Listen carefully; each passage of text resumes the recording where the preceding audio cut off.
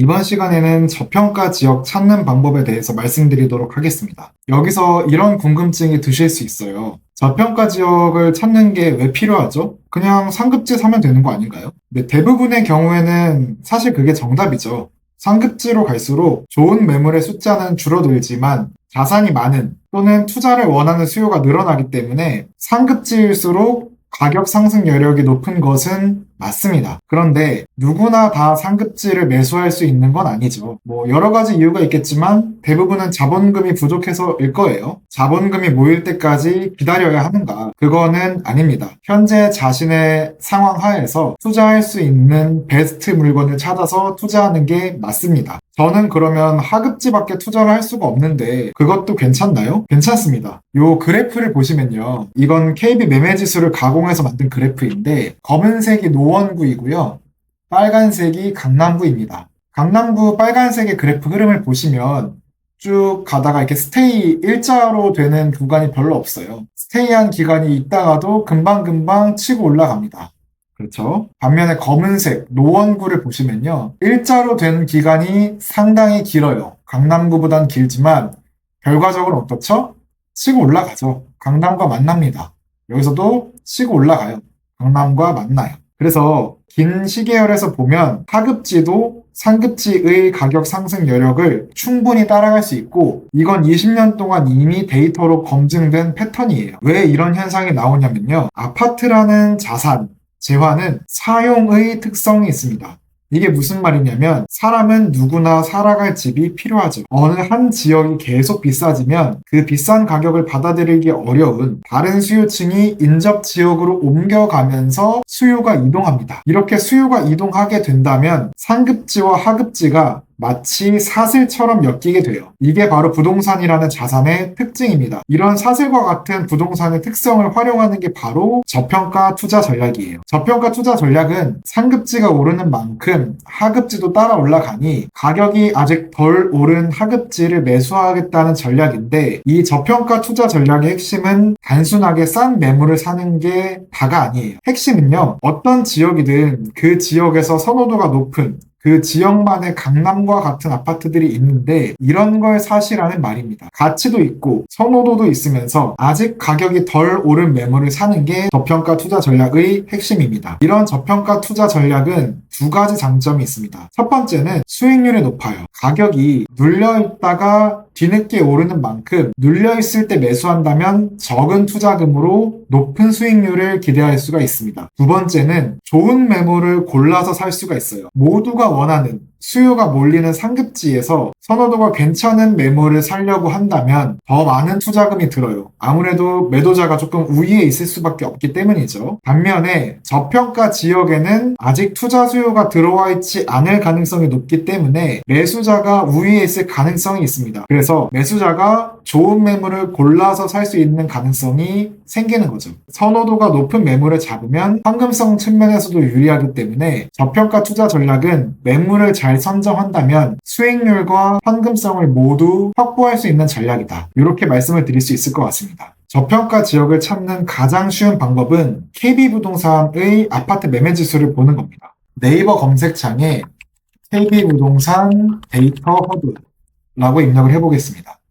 그러면 여기 링크가 나오죠? 이 링크를 클릭을 하고 이 상태에서 왼쪽을 보시면 KB 통계라는 게 있습니다. 클릭, 밑으로 내려서 주택 가격 동향 조사 클릭. 그러면 이런 화면이 나올 텐데 왼쪽에 월간 아파트 매매 가격 지수를 클릭을 해볼게요. 클릭을 하시면 강북과 강남, 서울을 예로 들어볼게요. 여기 더하기 표시를 누르시면 밑에 하위 카테고리가 나오거든요. 눌러보고 그리고 밑으로 내리셔서 강남 11개구도 추가로 볼게요.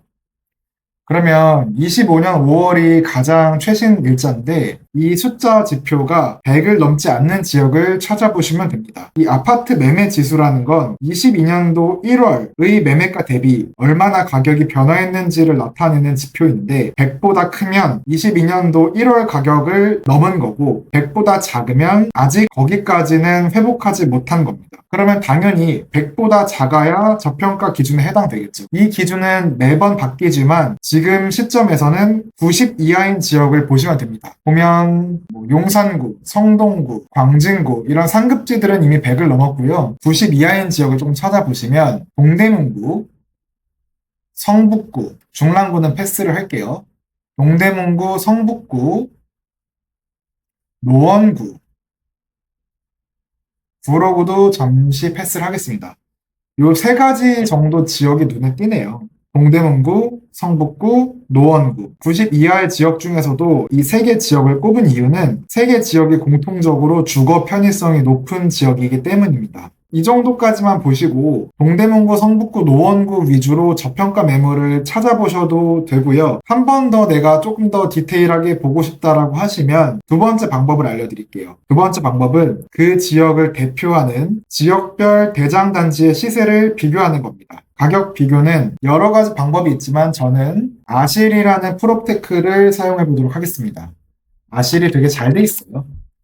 네이버 검색창에 아실이라고 입력을 하시고 여기 밑에 아파트 실거래가 링크를 클릭을 하시면 이런 화면이 나옵니다. 지역별 대장단지를 비교하실 때 주의하실 점은 대장단지를 잘 선택하시는 거예요. 처음에 내가 잘 모른다 싶으시면 순위 분석에 들어가셔서요.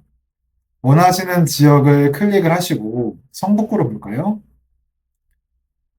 평형은 30평대 정도로 했을 때 가장 위쪽에 나오는 아파트를 대장 아파트로 보셔도 되지만 이 경우에도 지역의 특성을 제대로 반영하지 못하는 단지들이 선택이 될 수도 있거든요. 그래서 이 대장 단지를 비교하는 건 노하우라든지 경험이 조금 필요해요. 어찌됐든 저는 조금 더 디테일한 방법을 알려드리기 위해서 대표 단지를 몇 개 비교를 해볼게요. 먼저 송파구의 헬리오시티, 저처럼 검색을 하신 다음에 가격 비교를 눌러보세요. 그러면 이렇게 헬리오시티가 추가가 되죠. 근데 이거 지금 제가 잘못 추가한 것 같아서 직접 지역을 선택을 해볼게요. 헬리오시티니까 가락동에 있겠죠. 네, 여기 있네요. 평형은 25평으로 추가를 하겠습니다. 이건 지우고. 그 다음에 성북구랑 동대문구 정도를 비교를 해볼게요. 성북구는 대표단지로 기름뉴타운 9단지를 선택을 하고 추가를 눌러보겠습니다. 그리고 동대문구에는 전농동의 레미안 크레시티 26평을 추가해 볼게요.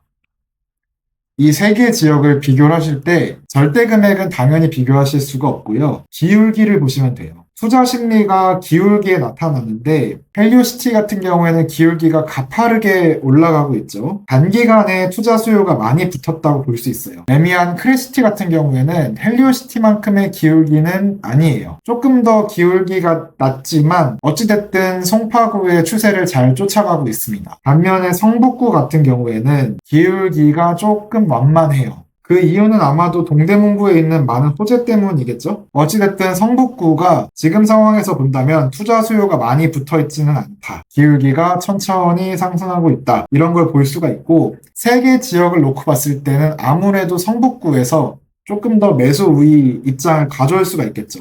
이런 식으로 디테일하게 들어가는 겁니다. 만약에 제가 저평가 투자를 한다라고 한다면 저는 성북구를 조금 더 들여다볼 것 같아요. 그럼 이제 네이버 부동산에 들어가서 성북구에 있는 매물을 탈탈탈탈 털어서 괜찮은 매물을 찝어야겠죠. 이 정도까지 하셔도 되고, 내가 정말 더 디테일하게 들어가서 완전히 저평가 지역을 찾아내고 싶다라고 하신다면 실거래가를 활용한 분석도 가능합니다. 국토교통부 실거래가 사이트에 들어가셔서 강남 지역의 전체 평균 실거래가를 구하시고 궁금하신 지역의 전체 평균 실거래가를 구하신 다음에 강남의 실거래가를 분모로 두고 원하는 지역의 실거래가를 분자로 두면 상급지 대비 매매가 비율이라는 지표를 구할 수가 있어요. 가공하는 게 귀찮다라고 하신다면 요거는 이제 인사이트라는 제품인데요. 인사이트는 저의 실전 투자 프로세스를 그대로 본떠서 만든 일종의 투자 참고서라고 생각하시면 됩니다. 뭐 투자에 필요한 각종 데이터라든지 이번 달에 어떤 투자 전략을 취하시면 좋은지, 부동산의 호가 정보들 이런 거를 매달 업데이트해서 정보를 공유드리고 있는 투자 참고서라고 보시면 되는데, 여기서는 저평가 지역을 조금 더 극명하게 찾아낼 수 있습니다. 밑으로 내려서 강남 대비 매매가 비율과 지역별 실거래가가 있죠. 아까 얘기가 나왔던 동대문구랑 성북구를 조금 더 보면